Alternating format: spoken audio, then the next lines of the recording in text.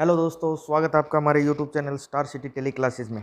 आज की वीडियो में हम देखने वाले हैं कि आपके पास टेली ईआरपी के डाटा है या फिर प्राइम के लोअर वर्जन के डाटा है, 2 पॉइंट के या 1 पॉइंट के या फिर ईआरपी के पुराने डाटा है, उनको 3.0 में हम कैसे माइग्रेट करते हैं और माइग्रेट की क्या प्रोसेसिंग रहती है, किस तरीके से पुराने डाटा को टेली प्राइम 3.0 में लाया जाता है। अब यहाँ पे देखिए, जैसे मेरे पास 3 कंपनी शो हो रही है,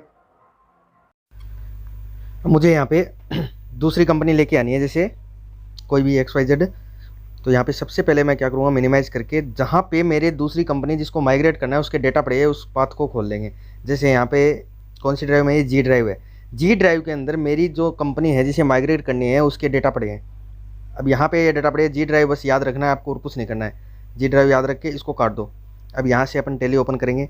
टेली में सेलेक्ट फ्रॉम ड्राइव में जाकर अपने को जाना पड़ेगा जी ड्राइव में। जी ड्राइव में जैसे ही जाएंगे हमारी कंपनी के डेटा जो पड़े हैं वो सारे दिखा देगा यहाँ पे।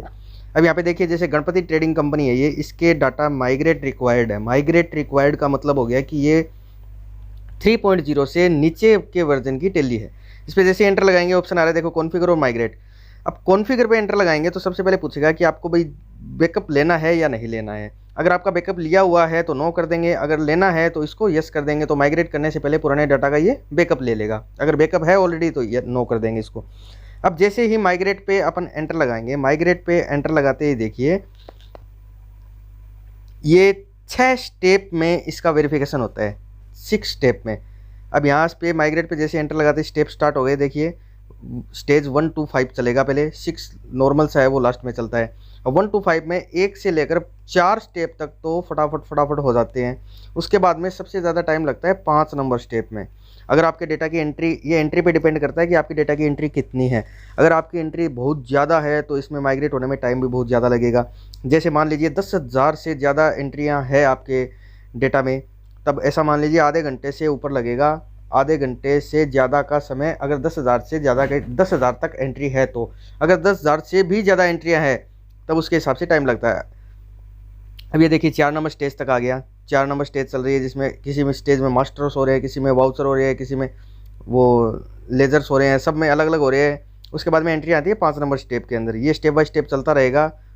उसके बाद में जैसे ही 5 नंबर स्टेप चलती है, जैसे 7,800 वाउचर्स है मेरे सारे, तो यहाँ पे इसमें कम से कम 15 से 20 मिनट का समय लगने वाला है।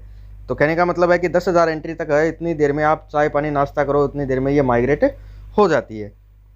अब यहाँ पे ये प्रोसेसिंग स्टार्ट होगी। जैसे ही ये प्रोसेसिंग कंप्लीट होती है तो यहाँ पे 6 नंबर स्टेप सिर्फ 3 सेकंड या 4 सेकंड के लिए चलेगी। ये देखिए 6 नंबर स्टेप आ गई, 3-4 सेकंड ये चलेगी। इसके अंदर ये कंप्लीट वाउचर को माइग्रेट कर देंगे।